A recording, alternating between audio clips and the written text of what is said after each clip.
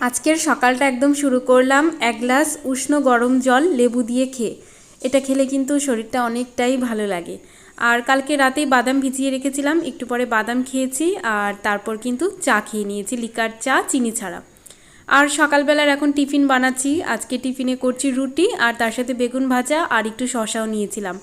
আর ছেলে স্কুলে যাওয়ার আগে ওকে একটুখানি ভাত আর একটু ডাল সেদ্ধ মাছ ভাজা দিয়ে খাইয়ে দিয়েছি। আর তারপর ছেলের স্কুলের টিফিন বানাচ্ছি। এখন টিফিনে দিলাম সব রকমের সবজি দিয়ে একটু চিলা বানিয়ে। আর এটা দেখো দুপুরবেলার রান্না হয়েছে ডাল, মাছের ঝোল আর কচু শাক। ছেলেকে স্কুল থেকে নিয়ে চলেও এসেছি আর একটুও ঘুমালো না, তারপর এসে বায়না করছে পার্কে নিয়ে যেতে।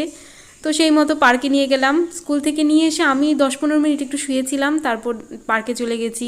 আর এসে আর রেস্টও হয়নি। আর তারপর সন্ধেও হয়ে গেছে, সন্ধে দিয়ে তারপর কিন্তু চা বসিয়ে দিয়েছি। আজকে একটু ঘন করে দুধ দিয়ে দুধ চা খেতে ইচ্ছে করছিল।